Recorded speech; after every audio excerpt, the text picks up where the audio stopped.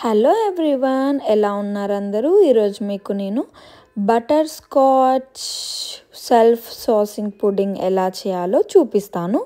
So మనకైతే ఇది రెడీమేడ్గా దొరుకుతుంది. సో మనకి పుడింగ్కి మిక్చర్ సపరేట్గా అండ్ సాస్ చేసుకోవడానికి సపరేట్గా 2 ప్యాకెట్స్ అయితే ఉంటాయన్నమాట. అండ్ దీని మీదనే బ్యాక్ సైడ్ ఫుల్ డిస్క్రిప్షన్ అనేది ఉంటుంది ఎలా చేసుకోవాలని. సో మనమైతే పుడింగ్ది యాడ్ చేసుకొని మిక్చర్, అందులో ఒక 30 గ్రామ్స్ వరకు బటర్, ఇంకా 1 ఎగ్ అనేది యాడ్ చేయాలన్నమాట.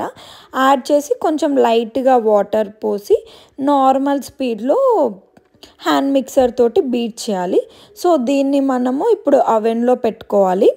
సో దానికోసం ఒక ట్రేలో లైట్గా బటర్ని స్ప్రెడ్ చేసి దాంట్లో ఇంకా సేమ్ మనం కేక్ బ్యాటర్ని ఎలా వేసామో అలా వేసేసేయాలన్నమాట. సో అలా నీట్గా అనేసి ఏమి బబుల్స్ కానీ ఏం లేకుండా ట్యాప్ చేయాలి.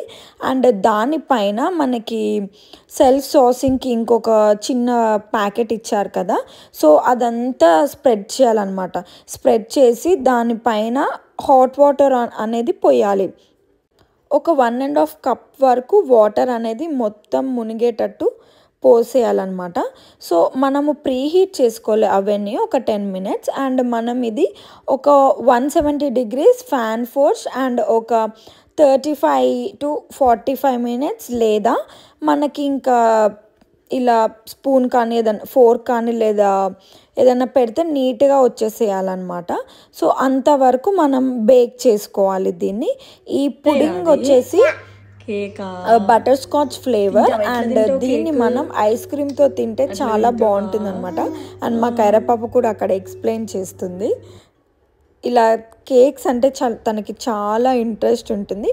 సో ఇలా మనం నీట్గా వచ్చేటట్టు చూసుకుంటే మనకి కేక్ అనేది నీట్గా రెడీ అయిపోతుంది అనమాట. చూడండి, ఇక్కడ కింద మొత్తం సాస్ అనేది ఉంది అండ్ పైన మొత్తం అది పుడింగ్ కేక్ లాగా ఉంది. దీంట్లోకి మేమైతే వెనిలా ఐస్ క్రీమ్ని యాడ్ చేసుకొని తింటున్నాము.